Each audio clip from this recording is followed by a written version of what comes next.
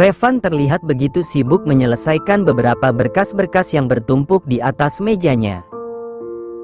Rasanya cukup stres, tapi memang seperti inilah tugasnya. Saat sedang fokus memeriksa dokumen yang ada di penggunaannya, tiba-tiba terdengar suara ketukan. "Masuk!" Revan berseru tanpa mengalihkan pandangannya dari kertas di depannya. "Permisi, Pak Revan." "Iya, ada apa, Hans?" sahut Revan tanpa menoleh sedikit pun. "Ini surat perjanjian pernikahan Bapak. Surat ini sudah dibatalkan oleh pihak notaris," ucap Hans sembari menyodorkan selembar kertas ke hadapan Revan. Revan mendongak, kemudian menerima surat tersebut. Tak lupa pula mengucapkan banyak terima kasih pada asistennya itu. Sekarang pernikahan Bapak bukan pernikahan sebatas formalitas lagi. Pernikahan dan hubungan Bapak dengan Ibu Kania sudah seperti pada umumnya, lanjut Hans. "Terima kasih banyak, Hans. Selama ini lo selalu bantu gue." "Sama-sama," balas Hans sembari sedikit menyunggingkan senyum tipis. "Oh iya, gue boleh nanya sesuatu?" Jika tadi Hans berkata dengan formal, sekarang tidak lagi. Itu semua karena Revan yang memulai. Revan mengangguk santai. "Tanya aja. Lo serius suka sama Kania?" tanya Hans sedikit ragu. Bukan tanpa alasan Hans menanyakan itu semua. Namun, aneh saja rasanya. Bagaimana mungkin atasannya itu bisa jatuh cinta secepat itu? Bahkan, bisa dibilang hanya beberapa minggu saja. Itu terlalu mustahil. Meskipun ada yang namanya cinta pada pandangan pertama, namun ia masih tak mempercayai itu semua. Terlalu aneh menurutnya. Apalagi pertemuan pertama Kania dan Revan bisa dibilang bukan pertemuan yang baik. Revan menghentikan kegiatannya sejenak. Pria itu kemudian menatap dalam mata sang asisten. Entah apa yang lucu, tiba-tiba saja terdengar kekehan dari Revan, membuat Hans sedikit mengerutkan kening. "Kenapa? Lo ngerasa heran kenapa gue bisa jatuh cinta secepat itu?" tanya Revan balik. "Gue nggak bermaksud apa-apa. Cuma sedikit aneh aja. Kok bisa secepat itu lo move on dari Mauren? Terus jatuh cinta sama Kania? Padahal, bisa dibilang lo lagi sakit hati." Revan terdiam. Tentu saja membenarkan ucapan sang asisten. Aneh juga rasanya. Tapi, tak bisa dipungkiri, ia memang sayang dan cinta pada Kania. Terlalu cepat. Tentu. Kania seperti memiliki daya pikat tersendiri. Wanita itu bisa menghanyutkan. Dan anehnya, perasaan itu muncul setelah ia mengucapkan ijab qabul. Sekarang ia meyakini jika itu semua tak luput dari rencana Tuhan. "Iya, gue udah terlalu jatuh cinta sama dia," balas Revan dengan mantap. "Gue nggak pernah merasa senyaman ini di dekat perempuan. Cuma Kania yang bisa membuat gue jatuh sejauh-jauhnya. Dia memiliki daya pikat tersendiri. Lo sendiri tahu kalau gue bukan tipe pria yang mudah jatuh cinta. Lagi pula, Kania sekarang udah seutuhnya jadi milik gue. Gue udah ngambil sesuatu yang paling berharga dari dia. Jadi, nggak ada lagi alasan untuk nggak mencintai dia. Gue nggak mau jadi pria brengsek yang cuma mau enaknya aja," lanjut Revan sembari tersenyum tipis. Hans mengangguk paham. "Oh, iya, Hans. Gue boleh nanya nggak?" Revan bertanya, berusaha mengubah topik pembicaraan. "Nanya apa?" "Tanya aja. Lo masih ingat sama Aca, kan?" Meski sedikit bingung kemana arah pembicaraan bosnya, Hans tetap mengangguk. "Lo pernah nggak sih ngeliat Kania dari segi lo ngeliat Aca dulu? Maksud gue, mereka mirip banget, kan?" Hans terdiam sebentar. Sepertinya pria itu sedang mengingat-ingat masa-masa dulu. Diingat-ingatnya wajah Aca, lalu dibandingkannya dengan wajah Kania. Lantas tak berapa lama kemudian menyampaikan pendapatnya. Kalau menurut gue sih nggak terlalu begitu mirip sih. 50% itu pun nggak sampai. Mungkin yang mirip cuman matanya doang sama sifat barbarnya. Kenapa lo nanya? Revan menggeleng dengan pelan. Apa hanya dirinya yang merasakan jika Acha adalah Kania? Atau bisa dibilang orang yang sama? Lo mikir kalau Acha adalah Kania? Tanya Hans yang mendapat anggukan dari Revan. Gimana bisa lo mikir kayak gitu, sementara lo sendiri ngeliat jasad dia, meskipun udah nggak jelas? Revan menunduk. Lantas berucap dengan lirih, gue juga nggak tahu. Hati gue seakan bilang kalau mereka adalah satu orang yang sama. Jangan kayak gini, Van. Gue tahu kalau lo masih cinta sama Acha. Tapi kalau sampai Kania tahu, dia bakal kecewa banget sama lo. Kenapa? Karena dia bakal berpikir mungkin lo mencintai dia hanya karena dia memiliki kemiripan sama cewek yang ada di masa lalu lo. Lo harus bisa ikhlasin Acha. Sekarang lo punya Kania. Tapi semalam gue ada nanya sama dia tentang masa lalunya. Dia bilang dia nggak ingat apa-apa tentang masa lalunya. Dia amnesia karena waktu SMA kepalanya pernah terbentur. Dari situ gue ngerasa ada yang aneh. Revan memberitahukan pada Hans tentang cerita masa lalu Kania. Berharap asistennya itu punya solusi yang baik. Terus mau lo apa? Tanya Hans yang sepertinya mulai paham kemana arah pembicaraan Revan. Namun berpura-pura tidak paham sama sekali. Menurut lo, apa perlu kita selidiki masa lalu Kania? Pertanyaan dari Revan langsung mendapat gelangan keras dari Hans. Kalau menurut gue jangan. Gue tegasin ke lo, polisi waktu itu menemukan 2 jasad perempuan, sementara jasad pria cuman 1. Yang seharusnya lo cari tahu itu adalah ke Anu, bukan Acha. Ingat Revan, kalau sampai Kania tahu, dia mungkin bakal benci banget sama lo. Revan menghembuskan napas lelah. Jadi maksud lo nggak perlu? Nggak perlu. Sebenarnya Hans tidak habis pikir dengan jalan pemikiran atasannya tersebut. Bagaimana mungkin ingin mencari latar belakang Kania, sementara Acha jelas-jelas sudah meninggal?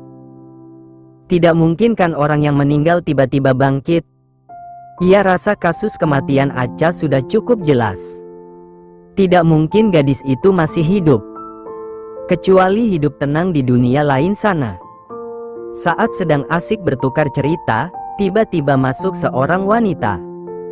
Revan dan Hans sontak mendongak. Melihat siapa sosok yang masuk tanpa sopan santun tersebut. Mauren? Revan berdecak kesal kala tahu siapa yang datang. Sementara Hans memilih untuk pamit ke ruangannya. Hai Revan. Hai Hans. Dengan santainya Mauren melambaikan tangannya. Tidak peduli jika sang pemilik ruangan menatap dirinya tidak suka. Kamu ini nggak ada kapok-kapoknya perasaan. Maukanmu apa lagi sih? Sungguh, Revan pikir setelah berurusan dengan Kania semalam, Mauren akan kapok bertemu. Mengingat ucapan sang istri benar-benar pedas semalam. Aku masih pengen berjuang, Van. Mendengar ucapan Mauren yang mengatakan ingin berjuang, darah Revan langsung mendidih. Berjuang kamu bilang? Kamu gila Mauren? Aku tuh milik Kania. Aku nggak akan mungkin ninggalin dia hanya demi kamu, perempuan egois. Perkataan pedas Revan membuat Mauren terdiam. Rasanya sakit mendengar penuturan pria yang teramat ia cintai mengatakan ia egois. Namun sebisa mungkin Mauren tersenyum seperti biasanya. Ya udah, aku minta maaf. Aku kesini cuma mau ngasih ini. Makanan kesukaan kamu. Kita makan bareng-bareng, ya?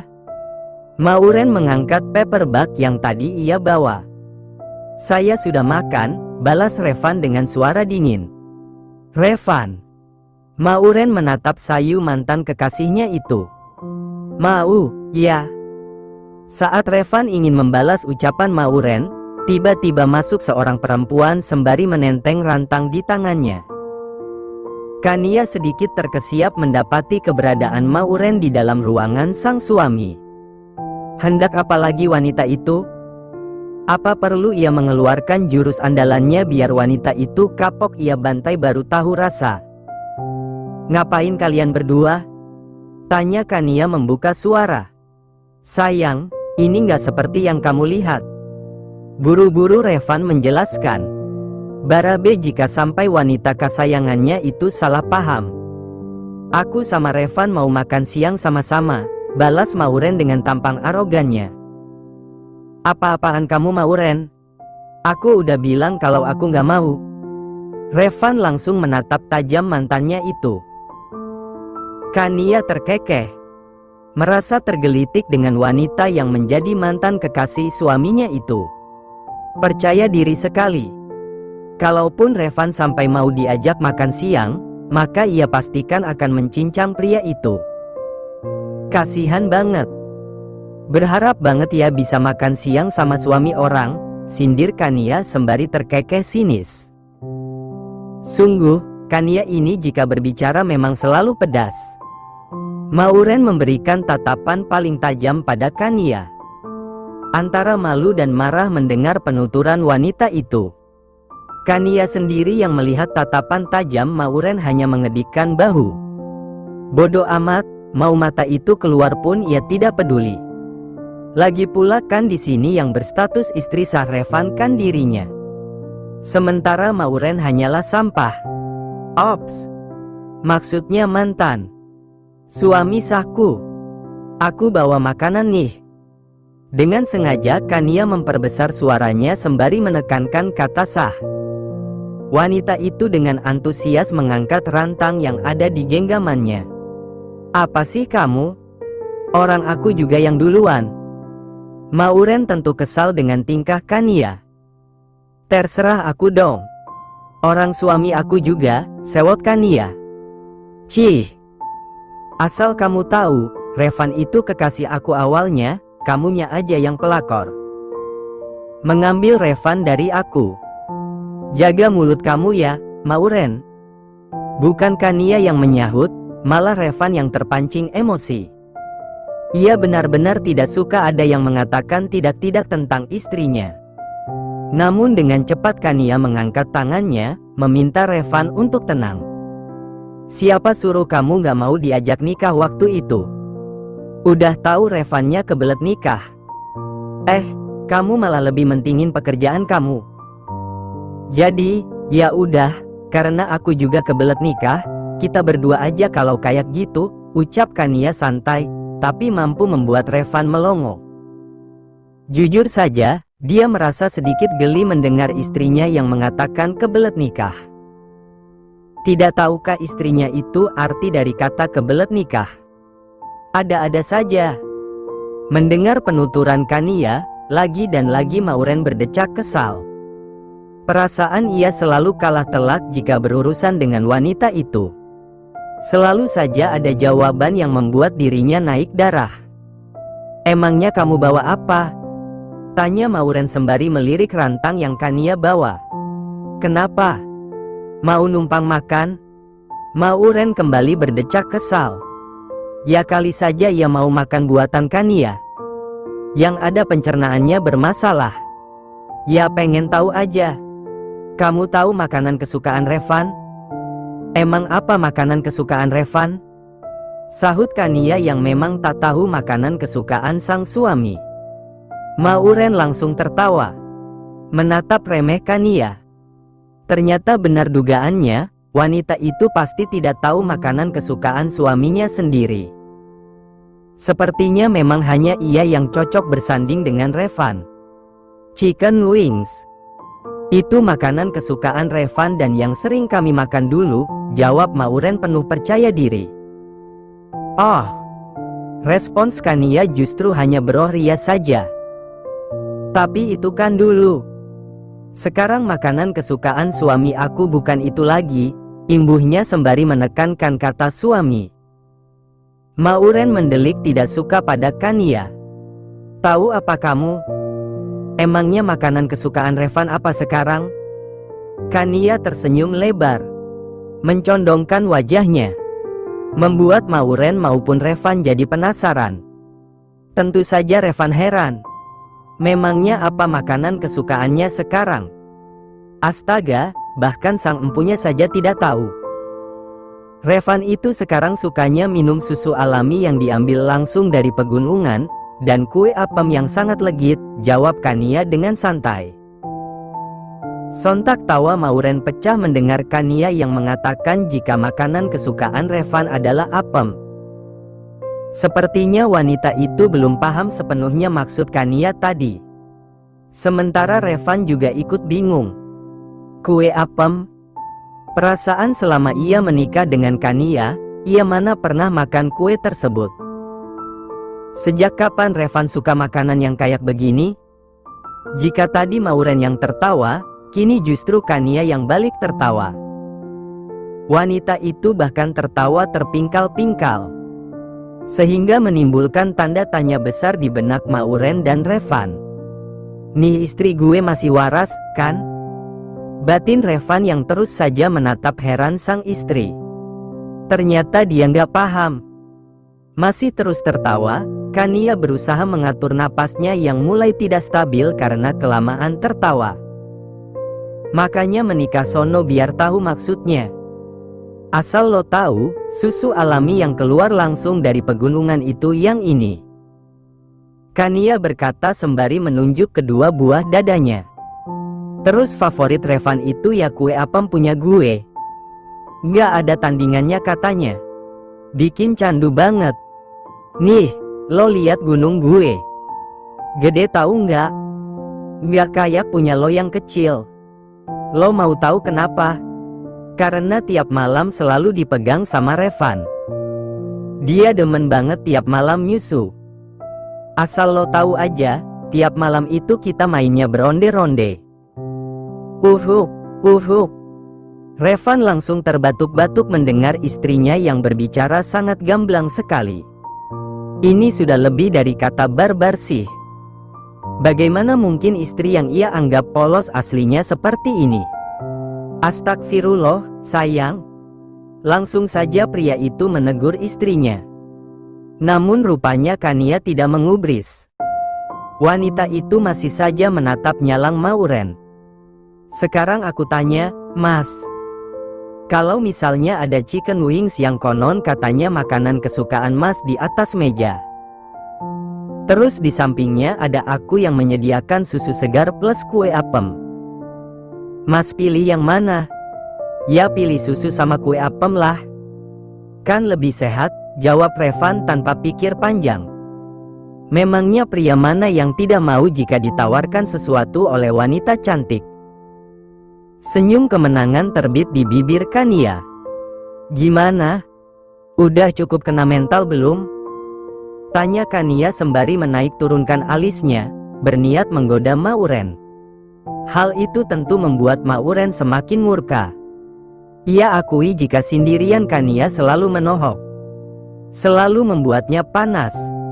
Oh, iya. Cuman mau bilang, letak pintunya ada di sana.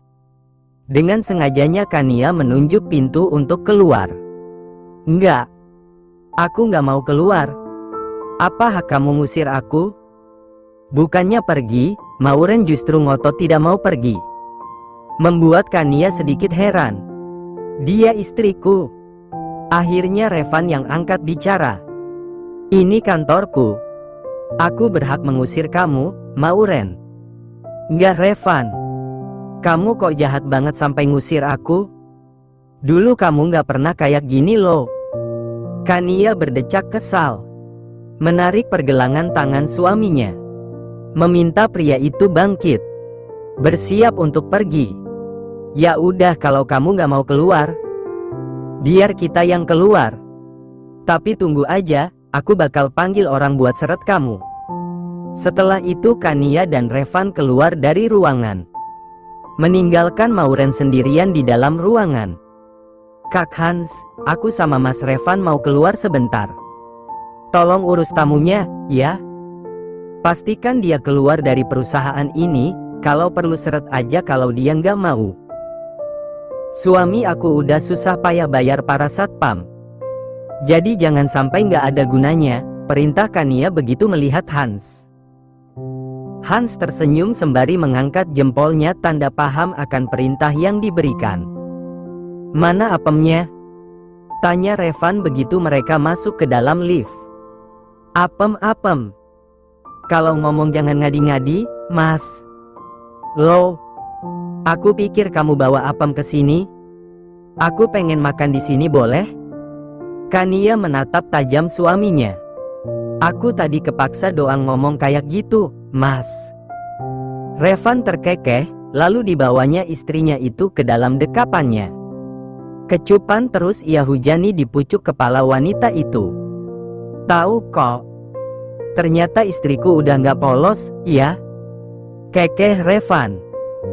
Sementara Mauren yang masih berada di dalam ruangan kerja Revan, begitu melihat sepasang suami istri itu sudah pergi, langsung saja disambarnya lembaran kertas yang sedari tadi menarik perhatiannya. Pasalnya ia dapat membaca dari jauh kata pernikahan pada lembaran tersebut. Perjanjian pernikahan? Gumam Mauren. Senyum manis langsung terbit di bibir Mauren. Tanpa pikir panjang ia segera mengambil ponselnya, lalu memfoto lembaran surat perjanjian tersebut. Ternyata seperti ini pernikahan kalian. Mauren terkekeh sinis. Aku pikir karena cinta. Ketika ia sudah meletakkan kembali lembaran tersebut, bertepatan dengan itu pula Hans datang. Tidak perlu sampai mengusirku. Aku bisa pergi sendiri. Ketus Mauren yang tahu apa yang hendak dilakukan oleh Hans. Tanpa basa-basi ia segera pergi dari ruangan kerja Revan. Dalam hati wanita itu terus bersorak. Ada rasa kebahagiaan tersendiri untuknya karena tahu fakta yang sesungguhnya. Kania, Kania. Sudah aku katakan, jodoh Revan itu aku, bukan kamu.